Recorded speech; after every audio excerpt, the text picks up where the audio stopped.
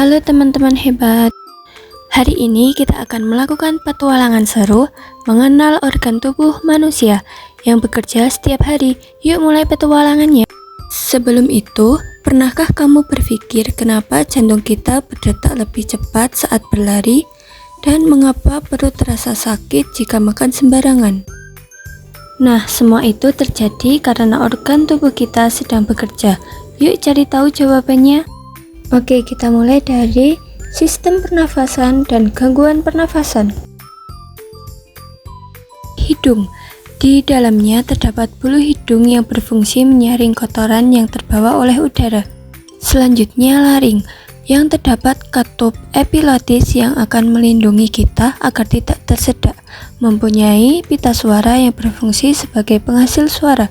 Selanjutnya trakea, berfungsi untuk mengalirkan udara ke paru-paru dan sebaliknya. Bronkus merupakan cabang trakea yang mengalirkan udara ke paru-paru kiri dan kanan. Selanjutnya bronkiolus atau anak cabang batang tenggorokan, berfungsi untuk mengalirkan udara dari bronkus ke alveolus. Selanjutnya ada alveoli, merupakan kantung kecil di paru-paru yang berfungsi sebagai tempat pertukaran gas oksigen dan karbon dioksida. Diafragma merupakan otot yang terletak di bawah paru-paru dan jantung serta memisahkan rongga dada dengan rongga perut. Otot ini berperan penting pada sistem pernafasan. Apakah kalian tahu perbedaan gambar ini? Gambar A disebut inspirasi. Jika kamu bernafas, otot diafragma berkontraksi dan bergerak ke bawah, sementara otot di antara tulang rusuk ikut berkontraksi dan mengangkat tulang rusuk ke atas. Gambar yang B, ekspirasi. Ketika tubuh mengeluarkan napas, gas karbon dioksida dan uap air yang merupakan sisa dari proses pernafasan akan dikeluarkan. Nah, ini gambar pertukaran gas pada alveoli. Nah, selanjutnya ada beberapa gangguan pernafasan yang disebabkan oleh kondisi lingkungan, gaya hidup, faktor genetik, infeksi virus atau bakteri. Oke, selanjutnya kita akan mengenal organ pencernaan manusia. Pada tahap awal yaitu mulut, terjadi pencernaan mekanis yaitu proses penghancuran makanan dengan bantuan gigi. Selanjutnya kerongkongan atau esofagus, saluran penghubung antara mulut dan lambung. Selanjutnya lambung, terjadi pencernaan kimiawi yaitu proses pencernaan dengan bantuan enzim dan asam lambung. Selanjutnya hati yang memproduksi empedu, berfungsi untuk detoktifikasi racun. Selanjutnya, usus halus, proses pencampuran makanan dengan enzim pencernaan dari pankreas dan asam empedu. Panjangnya 6 meter. Selanjutnya, usus besar, terdapat tempat hidup mikroorganisme yang menguntungkan dan menjaga kesehatan pencernaan seperti Lactobacillus. Ada juga rektum, tempat penyimpanan sementara ampas makanan sebelum dikeluarkan dari dalam tubuh. Panjang usus besar sekitar 1,5 meter.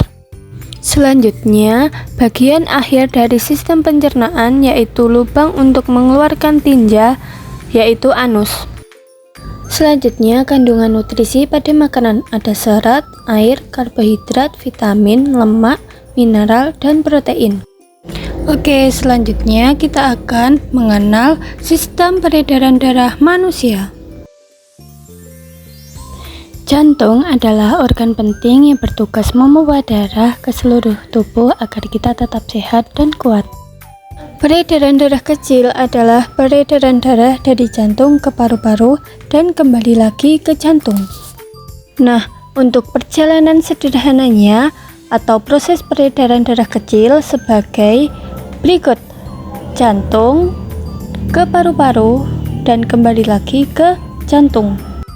Selanjutnya kita membahas peredaran darah besar, yaitu peredaran darah dari jantung ke seluruh tubuh kecuali paru-paru dan kembali lagi ke jantung.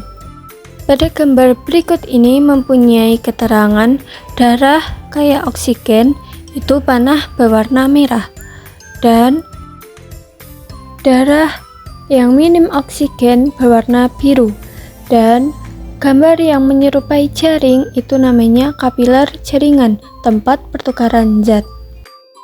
Nah, proses sirkulasinya dimulai dari darah kaya oksigen dipompa dari vertikal kiri, kemudian darah mengalir melalui aorta dan arteri ke seluruh organ tubuh.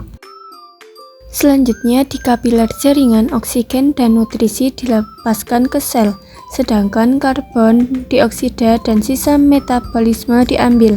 Selanjutnya, darah yang minim oksigen kembali melalui vena menuju vena cava superior dan inferior. Yang terakhir, darah akhirnya kembali ke atrium kanan. Berikut ini adalah gangguan sistem peredaran darah manusia.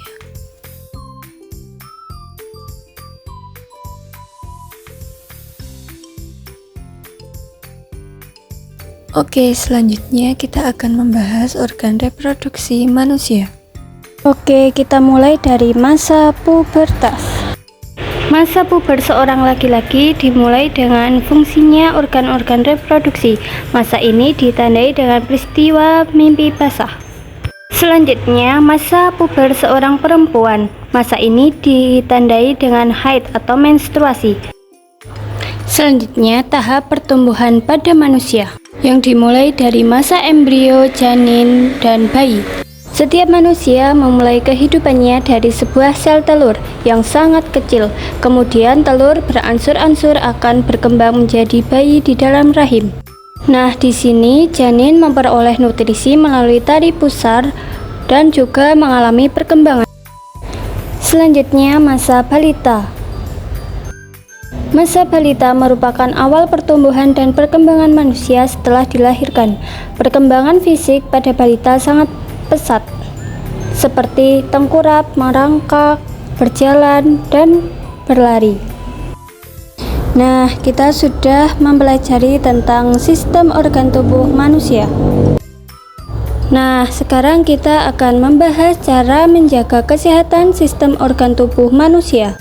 Yang pertama, cara menjaga sistem peredaran darah dengan rajin berolahraga, minum air putih, makan makanan bergizi.